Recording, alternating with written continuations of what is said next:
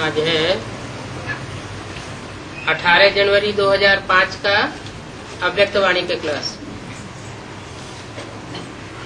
Heading दिया है second में देवभान से मुक्त हो, जीवन मुक्त स्थिति का अनुभव करो और मास्टर मुक्ति जीवन मुक्ति दाता बनो।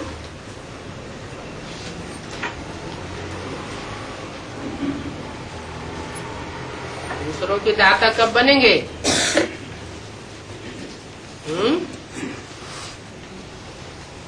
अरे दूसरों को दाता, दूसरों को देने वाले दाता बनेंगे तो कब बनेंगे?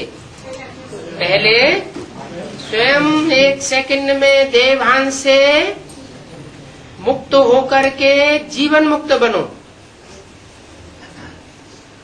तब दूसरों को मुक्ति और जीवन मुक्ति दाता बनने का आभास करा सकेंगे और दूसरे भी अनुभव करेंगे कि हमने देवभान से मुक्ति पाई, व्यर्थ संकल्पों से मुक्ति पाई और जीवन में रहते हुए ज्ञान युक्त स्टेज की पराकाष्ठा के आधार पर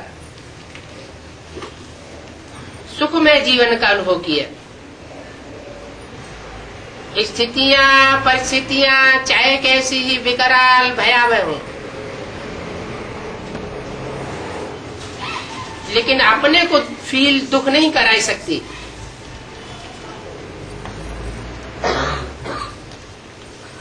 आज बाप दादा चारों ओर के लकी और लवली बच्चों को देख रहे हैं।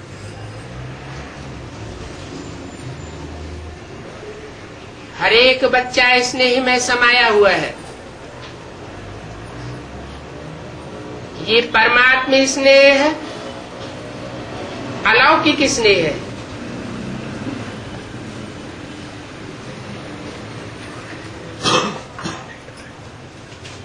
लौकिक दुनिया के स्नेह से भिन्न स्नेह है, लेकिन है ये परमात्मा स्नेह, मानवीय स्नेह नहीं है। इस स्नेह ने ही बच्चों को बाप का बनाया है। स्नेह ने ही सहज विजयी बनाया है।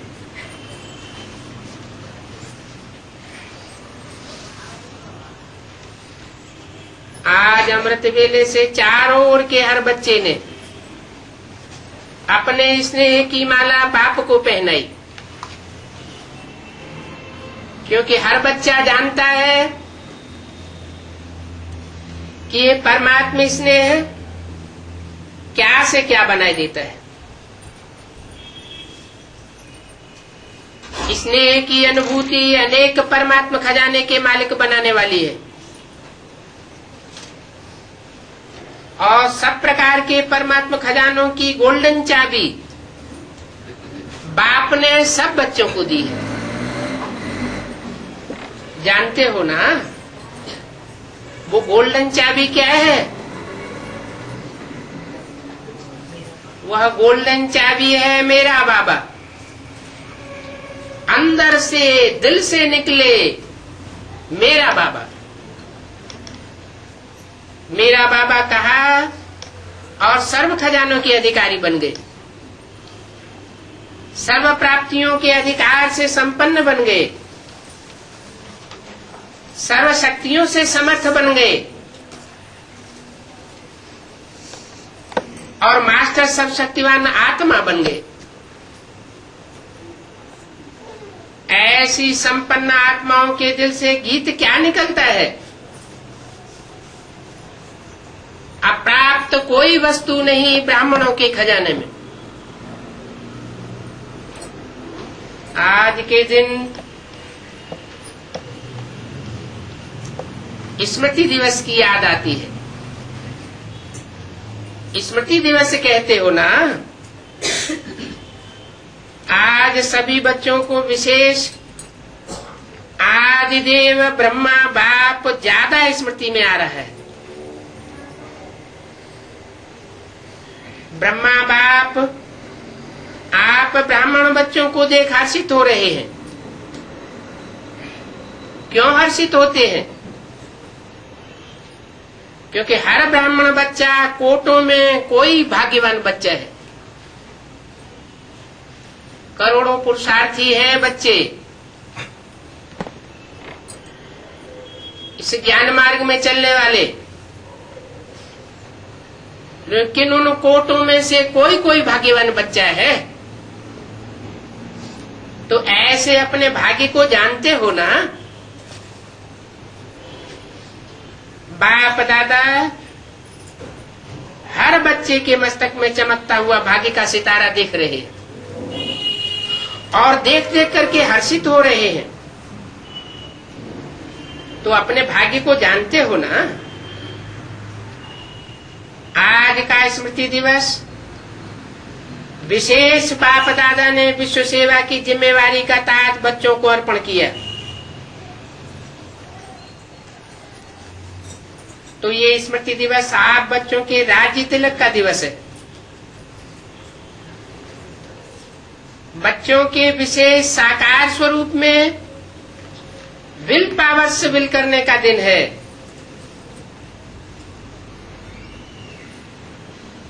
सनसोज फादर इस कहावत को साकार करने का दिवस है।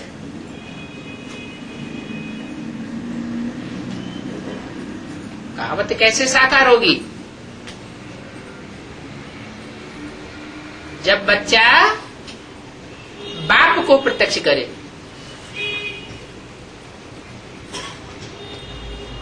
जो बाप अभी गुप्त है, ससोपंज में है,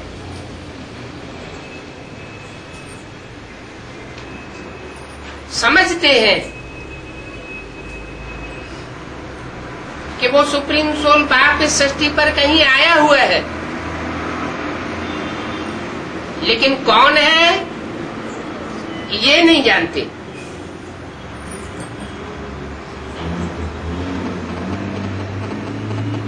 तो जो बाप का बच्चा बाप को प्रत्यक्ष करने वाला होगा, वो अपनी चेहरे से, चलन से, अपनी दिव्य अनुभूतियों से बाप को प्रत्यक्ष जरूर करेगा। बाप दादा बच्चों के निमित्त बन निस्वार्थ विश्व सेवा को देख खुश होते हैं।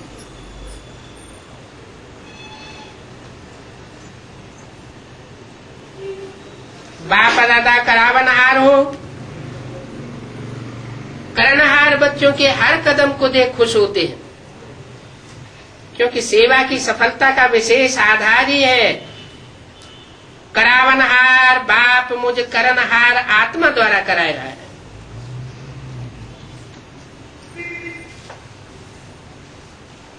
मैंने ऐसी निरहंकारी पने की स्टेज हो, करने वाली तो आत्मा है,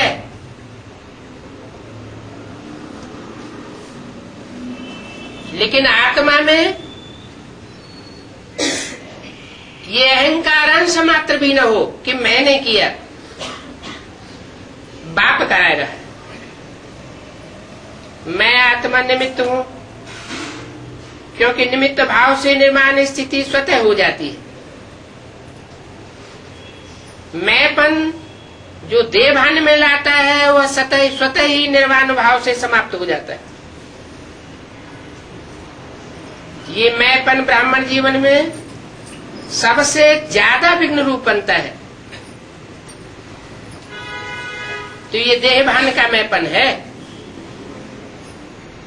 करावनहार कराए रहा है, मैं निमित्त करनहार बन करके कर रहा हूं, तो सहज ही देहभान से मुक्त बन जाते हैं और जीवन मुक्ति का मजा अनुभव करते हैं। आने वाले भविष्य में जीवन मुक्ति तो प्राप्त होनी है, लेकिन अभी संगम युग पर जीवन मुक्ति का अलौकिक आनंद और ही अलौकिक आनंद है। जैसे ब्रह्मा बाप को देखा, कर्म करते हुए भी कर्म के बंधन से न्यारे रहे।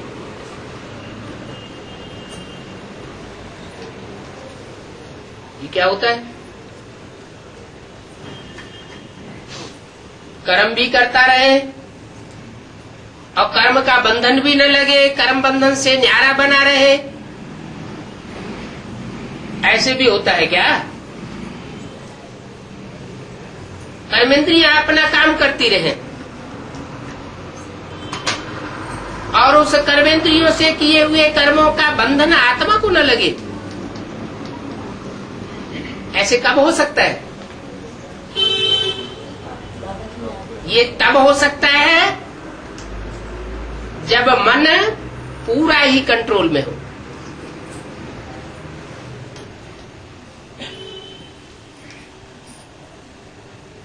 जैसे हर मनुष्य आत्मा का ये अनुभव है कि आत्मा का लगाव जिस किसी व्यक्ति विशेष से लग जाता है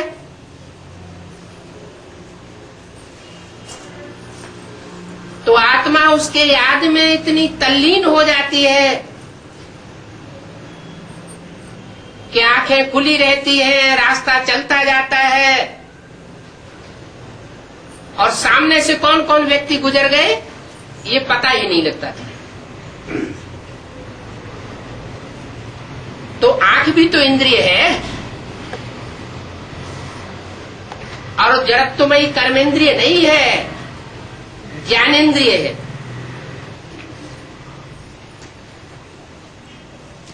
आंख तो सबसे जास्ती सेंसिटिव है। तो आंख खुली रही और खुली हुई आंख ने अपने विषय को ग्रहण क्यों नहीं किया? सामने से जो व्यक्ति गुजरते जाते हैं उनकी स्मृति क्यों नहीं रही? उनके रूप को वो आंख अक्स क्यों नहीं कर सकी? क्या कारण हुआ? कि उस समय मन जो है वो अपनी महबूबा में लगा हुआ था, या जहां कहीं भी अटैचमेंट था वहां लगा हुआ था।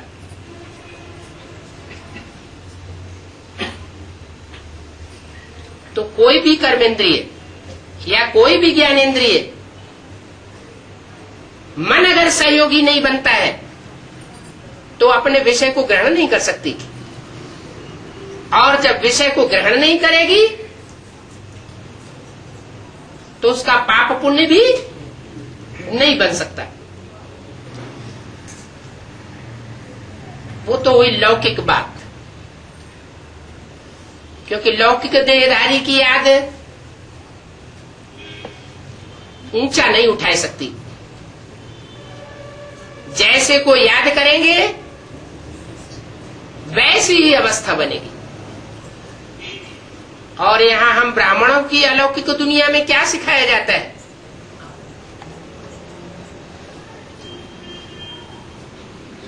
भूलों का जो पुतला है मनुष्य, उसकी याद सिखाई नहीं जाती है।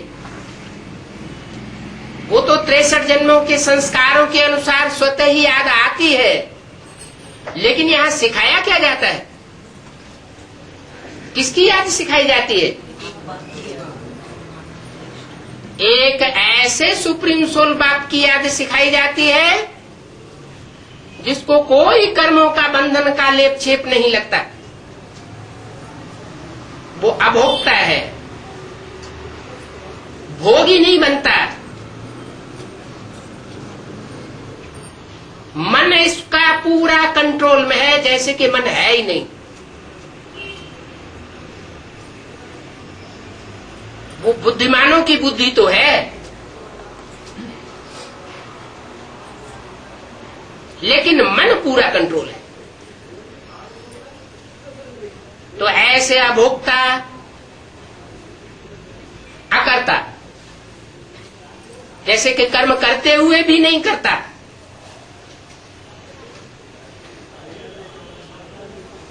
निरंजन कहा जाता है जिसको कोई पाप का अंजन माना काजल नहीं लगता, कालिमा नहीं लगती,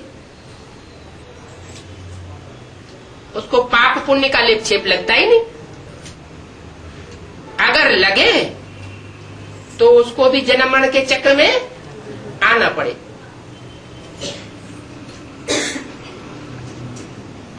तो गर्भ में वो उसको जन्म नहीं लेना पड़ता, वो सिर्फ प्रवेश करता है। और जिस भी मनुष्य आत्मा में प्रवेश करके मुकर्रर रूप से पार्ट बजाता है, अपना कार्य संपन्न कराने के लिए उसकी ज्ञानेंद्रियों और कर्मेंद्रियों को पूरा कंट्रोल में रख सकता है।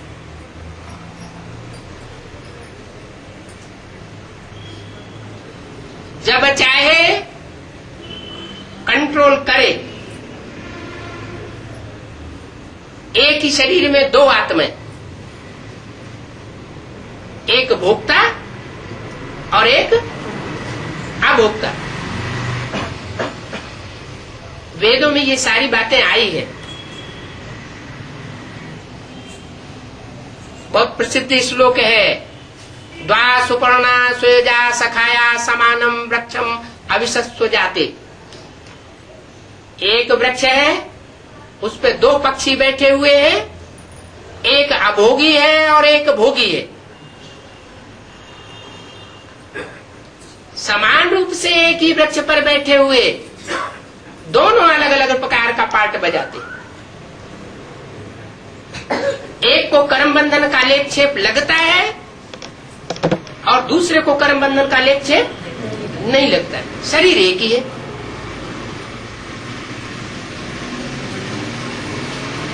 तो ये विशेष बात बताई राजयोग की, रहस्य की बात, ये प्रैक्टिस की बात है। आत्मा को एकाग्र करने की बात है।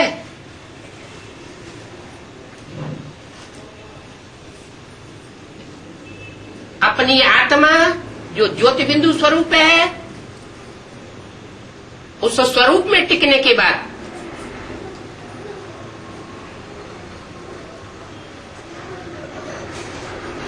जो अभोक्ता परमात्मा है, सुप्रीम सोल है,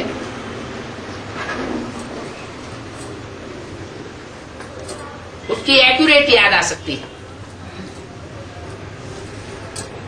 और जब एक्यूरेट याद आती है, उस समय आत्मा को कोई लेप छेप नहीं लगता। एक्यूरेट का मतलब है बेविचारी याद नहीं होनी चाहिए। जो चंचल मन है वो अव्यभिचारी याद में टिकने नहीं देता।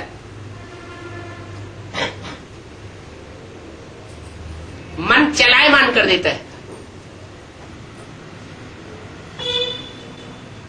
बुद्धि के कंट्रोल से बाहर हो जाता है।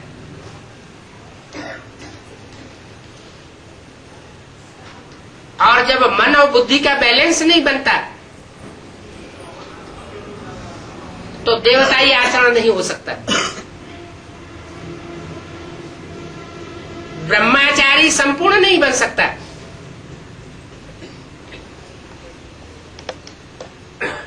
यहां तक कि मन रूपी ब्रह्मा को भी शरीर छोड़ना पड़ता है। शरीर रहते सिद्धि को प्राप्त नहीं हो पाते। तो सुप्रीम सोल बाप की भी ये तीन शक्तियां हैं, मन रूपी ब्रह्मा, बुद्ध रूपी तीसरा नेत्र शंकर, और फिर जो दोनों का बैलेंस है, जो सिद्धि स्वरूप बनता है, वो है विष्णु रूप। हम आत्माओं को भी जो जन्म से बड़े से बड़ी दात मिली हुई है, हर मनुष्य आत्मा को वो ईश्वरीय दात मिली हुई है। इससे बड़ी दात और कोई होती नहीं। कौन सी दात है? बुद्धि। हर मनुष्य आत्मा को अपने पूर्व जन्मों के हिसाब किताब के अनुसार ईश्वर से जन्म से ही बड़े से बड़ी दात बुद्धि की मिली हुई है। जो देन मिली है उसका महत्व जानना चाहिए। बुद्धि के आधार पर ज्ञान ग्रहण किया जाता है। ईश्वरीय ज्ञान बुद्धि ने ग्रहण किया तो बुद्धि ये फैसला करे कि किस समय पर, किस अवस्था में, किस परिस्थिति में कौन सा कार्य कब करना है और कब नहीं करना है। इस कर्म की गुह्य गति को जिसने ज्ञान के नेत्र से जान लिया, वो अपने मन को एकाग्र करके परमात्मा स्मृति में रह करके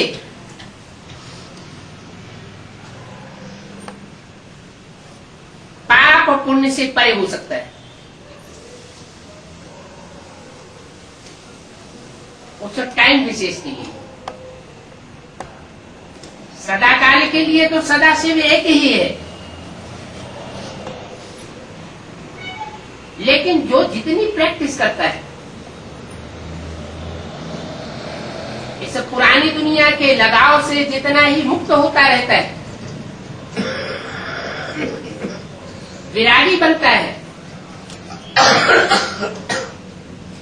वह उतना ही श्रेष्ठ योगी बन करके बाप समान अपनी स्टेज को प्रत्यक्ष कर सकता है। बाप की स्टेज क्या है? मनुष्य के बाप की बात नहीं, मनुष्यों का बाप है प्रजापिता। उस प्रजापिता में जो सुप्रीम सोल आता है, जो ये प्रैक्टिस कराता है, निराकारी, निर्विकारी, निरहंकारी, तो जो बच्चे इस स्थिति को प्राप्त करते हैं वो है देहभान से मुक्त स्टेज। और जब देहभान से मुक्त बनते हैं तो शरीर में रहते हुए भी कर्मेंद्रियों से सुख भोगने का अनुभव करते हैं, दुख का बंधन नहीं बंधने देते। ऐसा कोई कर्म नहीं करेंगे कर्म करते समय जो इंद्रियों को एक्साइटमेंट में ले आकर के दुख प्राप्त कराने वाला। तो जब दुख का बंधन नहीं बंधेगा, कर्मेंद्रियों से कर्म करते हुए जीवन में अनुभव करेगा कि सुख ले रहा हूं और निर्विकारी सुख ले रहा हूं, विकृत सुख नहीं ले रहा हूं जिससे अपने को भी दुख हो, शक्ति क्षीण हो और दूसरों को भी दुख हो। तो ऐसा कर्म करने वाला, देहभान से मुक्त स्टेज वाला जीवन मुक्ति का अनुभव कर सकता है। जीवन में रहे भी, जीता जागता भी रहे और स्वर्ग के सुख का भी अनुभव करता रहे। वो स्थूल रूप में स्वर्ग के सुख तो बाद में होंगे, लेकिन मनसा के द्वारा ऐसी स्टेज बनाई जा सकती है अभी भी। ऐसे नहीं कि शरीर छोड़ने के बाद ही स्वर्ग मिलेगा। वो स्वर्ग जब मिलेगा उस समय तो ज्ञान नहीं बुद्धि में रहेगा, क्योंकि ज्ञानदाता ही इस सृष्टि पर मौजूद नहीं होगा। तो उस समय तो हमारी जो स्टेज होगी, देवताओं की जो स्थिति होगी, उन देवताओं को कहा जाएगा बुद्धू देवता है। और अभी तो बुद्धिमान बाप के बुद्धिमान बच्चे होने चाहिए। अभी 84 जन्मों के पाठ का अनुभव हो सकता है। अगर आत्मा पाठधारी है, रंगमंच पर पाठ बजाने वाली है, पुराने वस्त्र त्याग कर नए वस्त्र ग्रहण करती है नए जन्म में, तो आत्मा को अनेक जन्मों का अपना पाठ याद होना चाहिए। अगर अपने पाठ की स्मृति नहीं आती है तो बाबा कहते हैं वो बुद्धू पाठधारी है।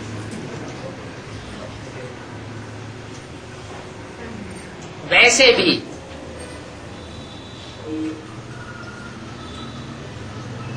दुनिया में जो फिल्म बनाते हैं तो बुद्धू एक्टर को हीरो पाठधारी के रूप में कभी नहीं चुनेंगे। यहां हम सब आत्मा सृष्टि रूपी रंगमंच पर एक्ट करने वाले हैं। हमें अपने एक्ट का पता होना चाहिए। अनेक जन्मों का नहीं, पूरे 84 जन्मों का पता हो जाना चाहिए कि हमने किस जन्म में क्या पार्ट बजाया।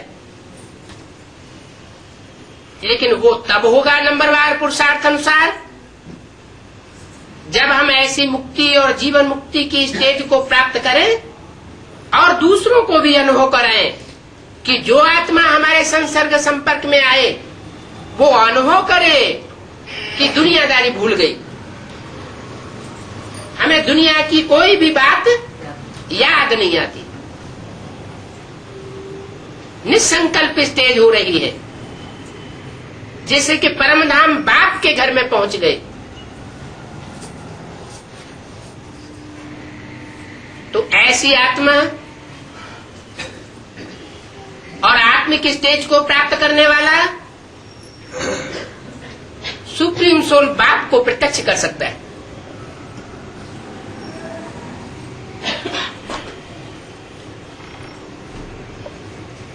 तो बोला जैसे ब्रह्मा बाप को देखा, कर्म करते कर्म के बंधन से न्यारे थे, जीवन में होते हुए भी कमल फूल समान न्यारे रहे। कमल फूल का मिसाल क्यों दिया गया? कमल कहाँ रहता है? कीचड़ में रहता है, कीचड़ में खिलता है और कीचड़ में होते हुए भी अगर उसे कीचड़ से अलग किया जाए तो उस पर एक बूंद भी कीचड़ की नहीं रहती। तो ऐसी मन बुद्धि रूपी आत्मा की स्टेज बनाने वाला, कमल फूल समान जीवन बिताने वाला बच्चा बाप को, सुप्रीम सोल को प्रत्यक्ष कर सकता है।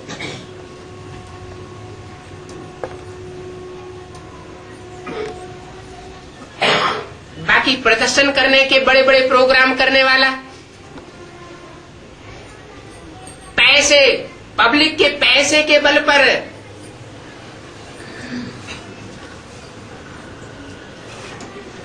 बड़े बड़े प्रोग्राम्स के आधार पर पब्लिक को दौड़ा दौड़ा कर सुप्रीम सोल बाप की प्रत्यक्षता नहीं हो सकती।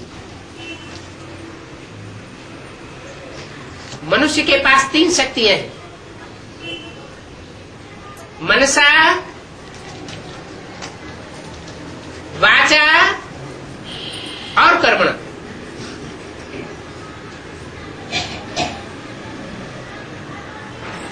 आज की दुनिया में ज्यादा महत्व किसको दे रहे हैं? वाचा और कर्मणा को। भाग दौड़ लगी हुई है, नेताएं भाषण दे रहे हैं,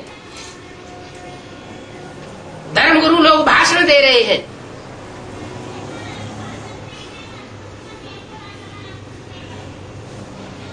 और कुछ लोग हैं वो ये मानते हैं जो गीता में आया है, कर्मण्येवाधिकारस्ते, कर्म करते रहो, यही सबसे बड़ी पूजा है। अरे कर्म तो करते रहो, कर्म तो गधा भी करता है, उससे ज्यादा सच्चाई से कोई कर्म नहीं करता है। सुबह से लेकर शाम तक कर्म करता रहता है और शाम को बड़ी सहनशीलता पूर्वक भैंस की बची हुई घास खा लेता है और सो जाता है। लेकिन वो गधा कहा जाता है। क्यों कहा जाता है? इतनी सच्चाई से काम करने वाला, इतनी मेहनत करने वाला, इतना वजन ढोने वाला, वो मानवीय दृष्टि में गधा क्यों कहा समझा जाता है?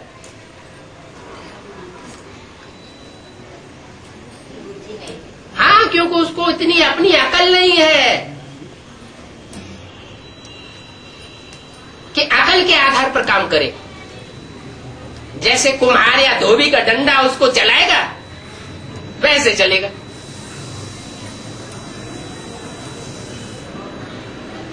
अरे इतनी बड़ी ईश्वरीय दात मिली हुई है, उसका उपयोग करना चाहिए। क्या राइट है, क्या रंग है,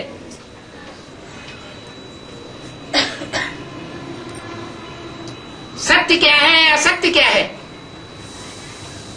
दुखदाई क्या है, सुखदाई क्या है।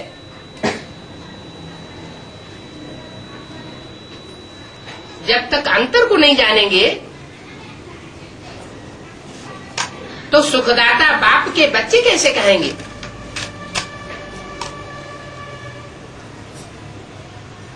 तो कर्म करते हुए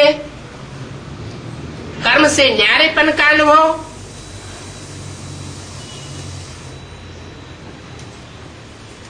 वही कर सकता है जो अपनी बुद्धि का उपयोग करे, दूसरों के आधार पर न चले।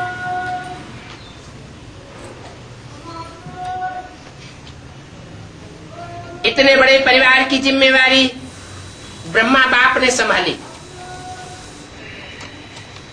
अपने जीवन की जिम्मेवारी, योगी बनने और बनाने की जिम्मेवारी, फरिश्ता सो देवता होते हुए भी, देवता बनाने की जिम्मेवारी होते हुए भी बेफिक्र बादशाह बने। इसी को तो जीवन मुक्ति स्थिति कहा जाता है कि जीवन में भी रहे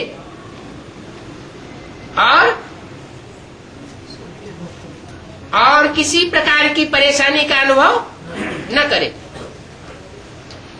अव्यक्त बात अभी कितने साल से बोलते चले आ रहे। स्वस्थिति में रहेंगे, स्वस्थिति की शान में रहेंगे तो कोई भी प्रकार की परेशानी से परेशान नहीं होंगे। उसको कहते हैं जीवन मुक्ति स्थिति। इसलिए भक्ति मार्ग में भी ब्रह्मा का आसन कमल फूल दिखाते हैं, कमल आसनधारी दिखाते हैं। तो आप सभी बच्चों को भी इस संगम युग पर ही जीवन मुक्ति का अनुभव करना है।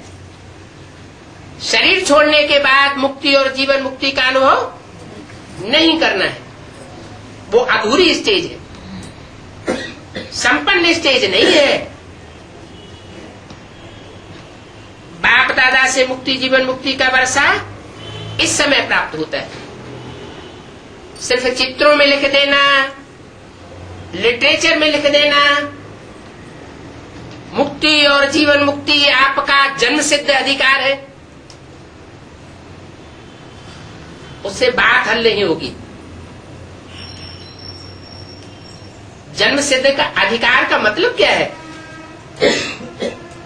बच्चा बाप के घर जन्म लेता है, करोड़पति अरबपति बाप के घर जन्म लेता है, उससे ही उसका अधिकार साबित हो जाता है। जन्म लेते ही क्या कि वो बच्चा करोड़ और अरब का मालिक है।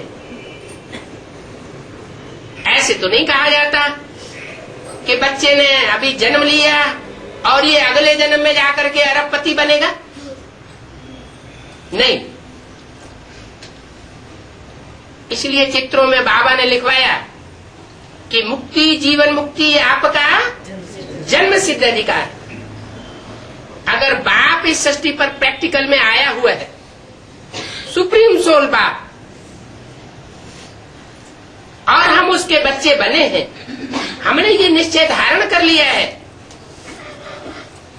कि हम बेहद के बाप के बच्चे बन चुके हैं। बाप ने भी स्वीकार कर लिया है कि ये मेरा बच्चा है।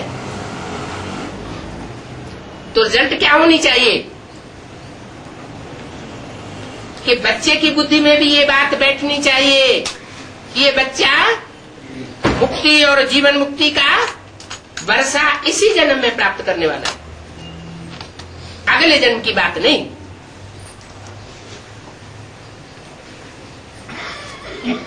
बाप दादा से मुक्ति जीवन मुक्ति का वर्षा प्राप्त होता है तो इस समय ही होता है। मास्टर मुक्ति जीवन मुक्ति दाता अभी बनना है, बने भी हैं क्या? ऐसे नहीं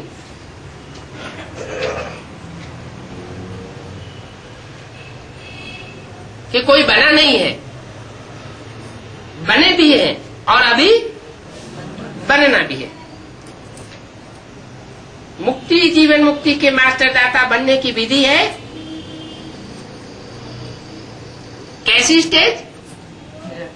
1 सेकंड में देवभान से मुक्त स्टेज। अभी अभी संकल्प किया, अभी अभी निसंकल्पी स्टेज। कोई दूसरा संकल्प इंटरफियर न कर सके,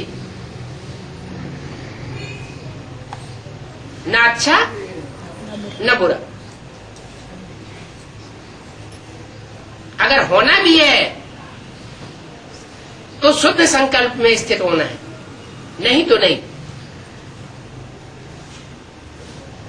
इस अभ्यास की अभी आवश्यकता है। मन के ऊपर ऐसी कंट्रोलिंग पावर हो जो जैसे ये स्थूल कर्मेंद्रियां हाथ पांव हैं, उनको जब चाहो जैसे चाहो वैसे नीचे अथवा ऊपर कर सकते हो।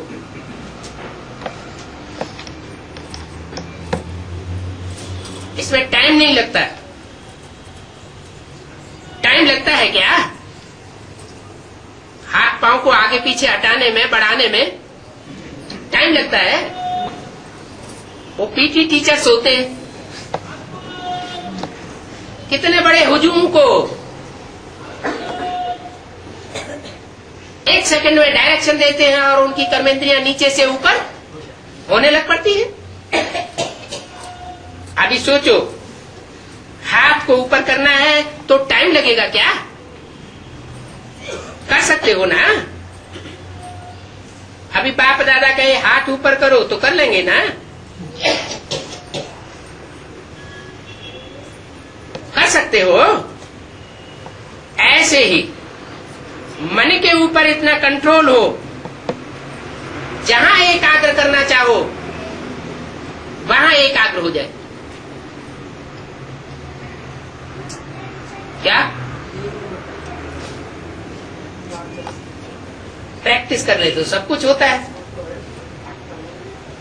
दुनियावी बातों को महत्व देंगे तो नहीं होगा। दुनियावी पदमान मर्तबे को महत्व देंगे तो नहीं होगा। ईश्वरीय पढ़ाई और ईश्वरीय मर्तबे को महत्व देंगे तो जरूर होगा। चाहे हाथ या पांव सूक्ष्म है, वो स्थूल है, लेकिन वो है तो आपका ना। तो ऐसे ही मन को कहते हो मेरा मन, मेरा मन कहते हो ना, तेरा मन तो नहीं कहते। तो जैसे स्थूल कर्मेंद्रियां कंट्रोल में रहती हैं, ऐसे ही मन बुद्धि संस्कार कंट्रोल में हो, तब कहेंगे नंबर 1 विजयी। साइंस वाले तो रॉकेट द्वारा, अब अपने साधनों द्वारा इसी लोक तक पहुंचते हैं। सूरज चांद सितारों की जो दुनिया का लोक है वहां तक पहुंचते हैं। मंगल ग्रह पर पहुंचेंगे, चंद्रमा तक पहुंचेंगे, जहां तक उनकी स्थूल दुनिया में पहुंचे।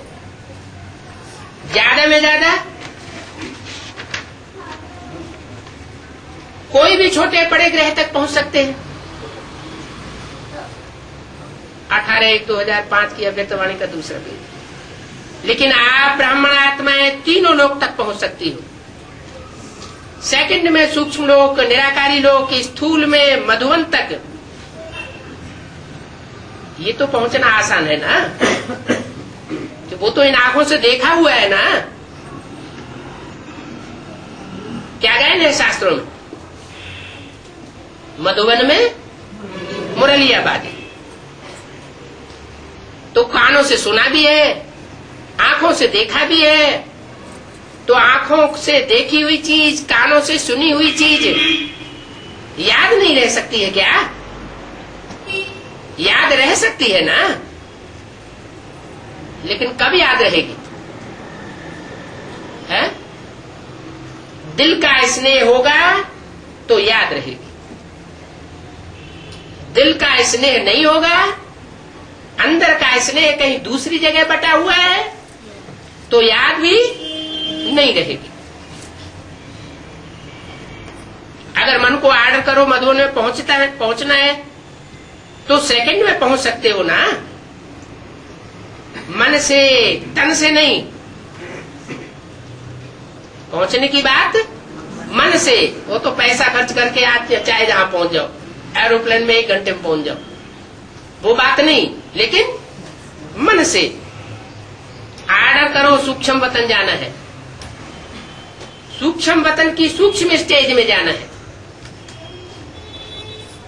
वो मनन चिंतन मंथन से नीचे अवस्था ना आने पाए, ऐसी स्टेज बनाना है, और इतने समय तक के लिए बनाना है। या निराकारी वतन में जाना है जहां कोई संकल्प नहीं।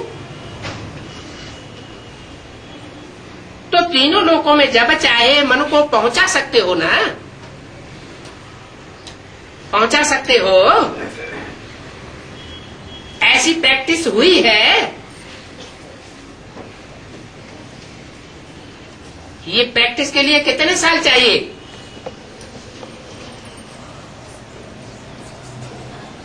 अभी इस अभ्यास की आवश्यकता ज्यादा है। क्यों? अब तक ज्यादा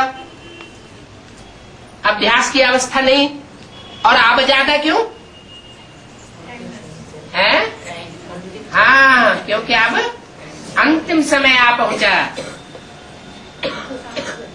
फाइनल परीक्षाएं होने वाली है। माला के मण के नंबर सेट होने का टाइम आ गया।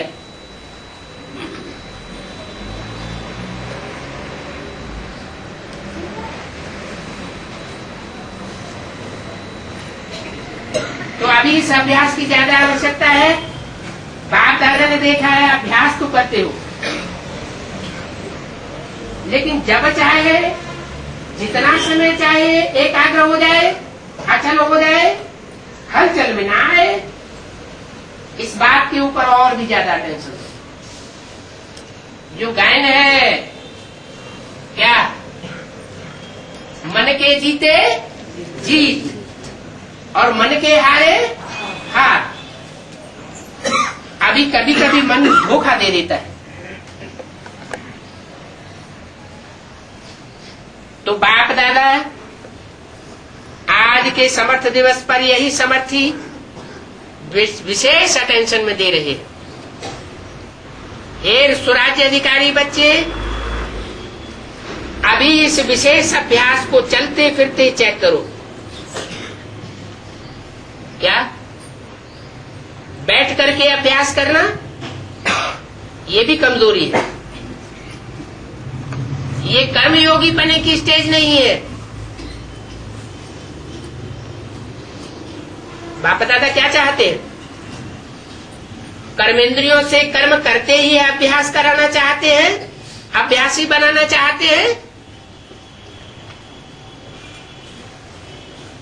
या बैठे वाले जो तपस्वी योगी होते हैं, भक्ति मार्ग वाले, उनकी तरह अभ्यास कराना चाहते हैं?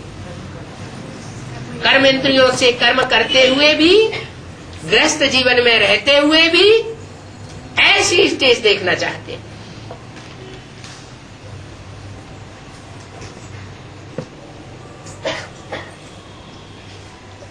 तो हे स्वराज्य अधिकारी बच्चे, अभी से विशेष अभ्यास को चलते फिरते चेक करो, क्योंकि समय प्रमाण अभी अचानक के खेल बहुत देखेंगे। ऐसे नहीं कि हाथ पांव बांध करके जब आप बैठे हुए होंगे तभी प्रकृति अपना खेल दिखाएगी, भूकंप आ जाएगा। नहीं, कोई भी कर्म करते हुए पता नहीं कब क्या कौन सी स्थिति आने लगे और अचानक पेपर आएंगे। इसके लिए एकाग्रता की शक्ति बहुत आवश्यक है। एकाग्रता की शक्ति से दृढ़ता की शक्ति भी सहज आ जाती है।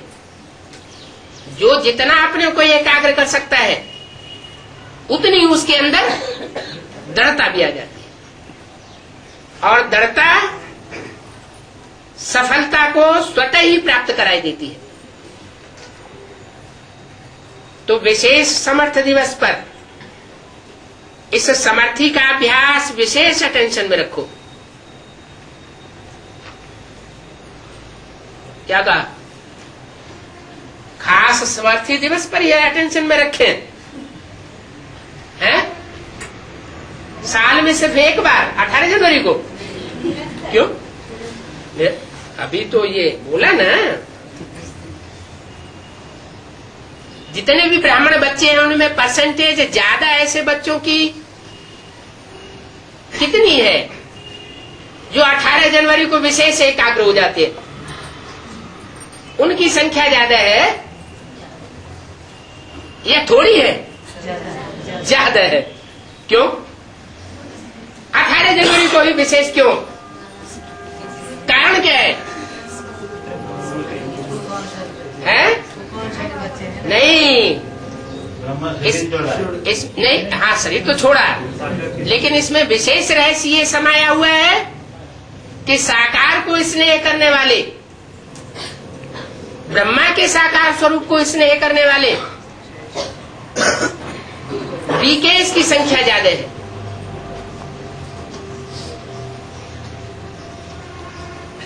तो जिन ब्राह्मणों की संख्या ज्यादा है वो संख्या इस बात को साबित करती है कि उनको 18 जनवरी के दिन ही विशेष स्मृति ज्यादा क्यों आ जाती है, एकाग्रता ज्यादा क्यों आ सकती है? हाँ, क्योंकि साकार से जो स्नेह होता है, दिल का स्नेह होता है, वो दिल का स्नेह ही सब प्रकार की प्राप्ति कराने का आधार। तो अब वो साकार स्वरूप तो चला गया, और अव्यक्त वाणी में बोला है साकार के रिटर्न में साकार मौजूद है। कहाँ मौजूद है? ऊपर सूक्ष्म वतन में। इस साकार सृष्टि के लिए बताया कि वो अभी भी पार्ट बजाय रहा है। जब तक काम पूरा नहीं हुआ है बाप दादा वापस नहीं जा सकते। साथ रहेंगे, साथ चलेंगे, खाएंगे, पिएंगे, सोएंगे और साथ ही साथ वतन में जाएंगे। ये जो वायदा बच्चों के साथ किया हुआ है वो वायदा बीच में तोड़ सकते हैं क्या? सामान्य मनुष्य अपने वायदे को तोड़ दे वो तो बात चल सकती है,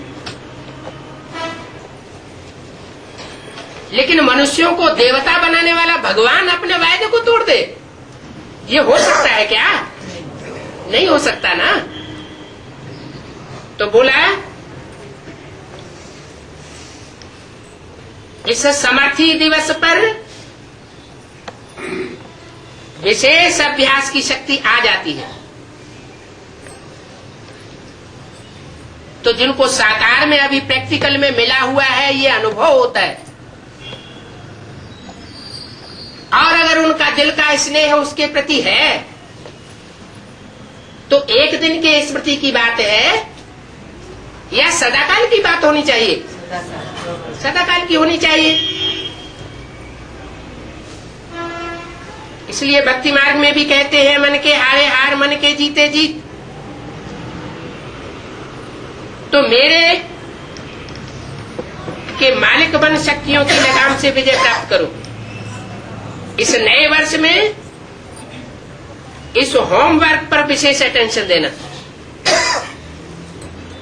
इसी बात को कहा जाता है योगी। लेकिन अभी योगी तो हो, अभी प्रयोगी बनो।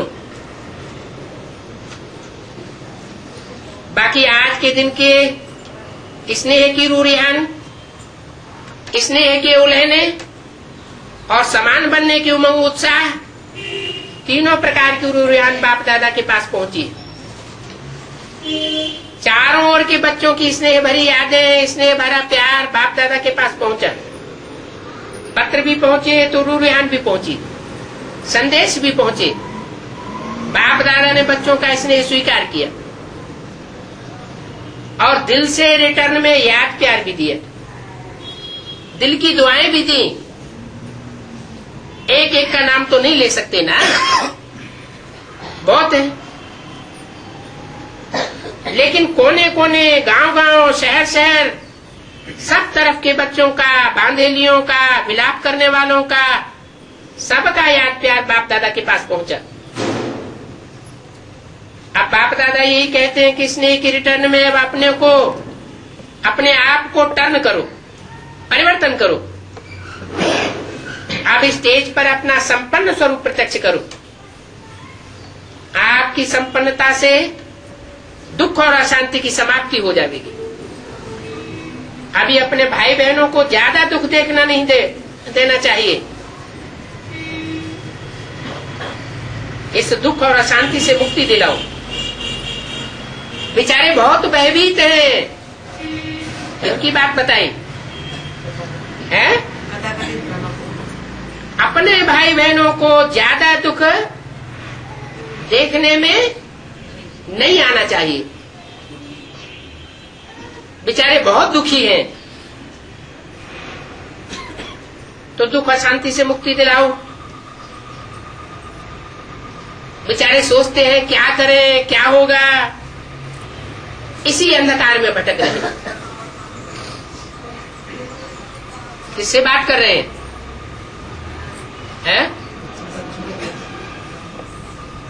सूक्ष्म पत्र राशि बच्चों से बात कर रहे हैं। हाँ, सूक्ष्म स्टेज में रहने वाले जो एडवांस पार्टी के बच्चे हैं, जिनके दिल का स्नेह बाप दादा के पास पहुंच रहा है, चाहे पत्रों द्वारा, चाहे ईमेल द्वारा, चाहे संदेश द्वारा, चाहे फोन के द्वारा, चाहे कैसे भी, ऐसे स्नेही बच्चों को बाप दादा का भी कहना है कि उन दूसरी आत्माओं को,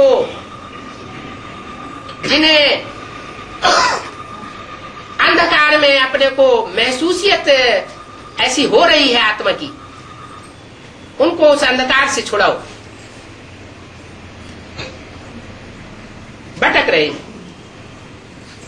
उन सब आत्माओं को रोशनी का रास्ता दिखाओ। ऐसा उमंग आता है, रहम आता है। अभी हद को ना देखो, क्या बेहद को देखो। हद क्या है, बेहद क्या है?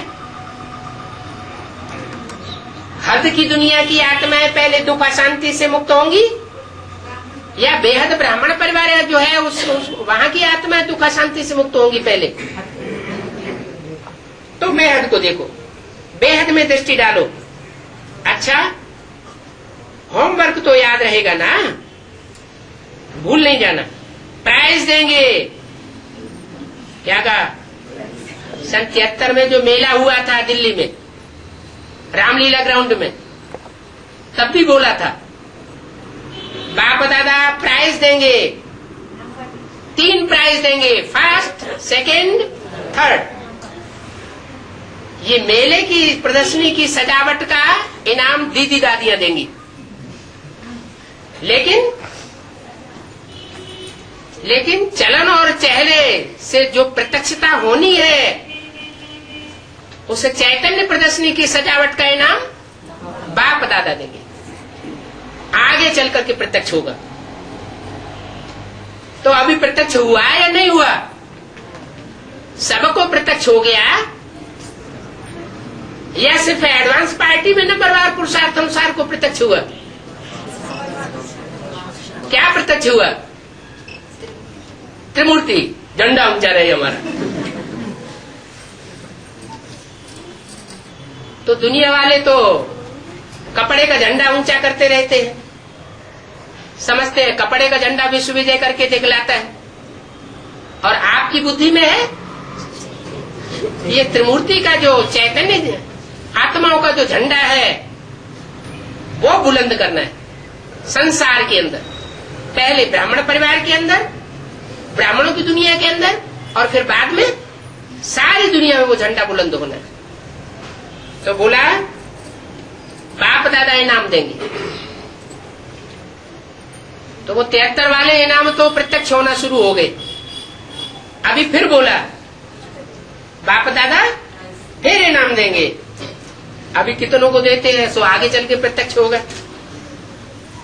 भूल नहीं जाना, प्राइज देंगे जो 1 मास में मन को बिल्कुल कंट्रोलिंग पावर से पूरा मास जहां चाहे जब चाहे वहां एकाग्र कर सके। इस चार्ट की रिजल्ट में इनाम देंगे। 18 जनवरी के बाद 18 फरवरी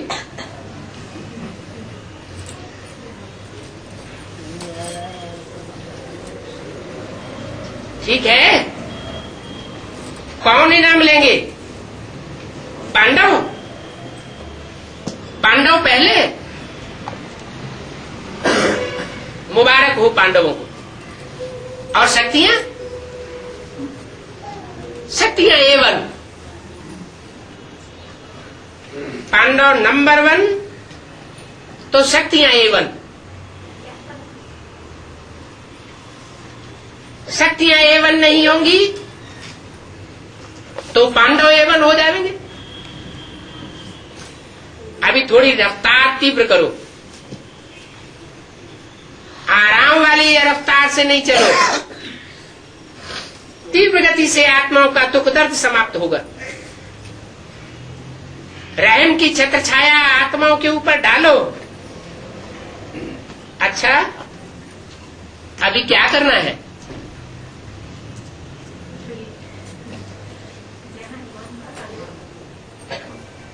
हाँ, ये प्रैक्टिस करना है।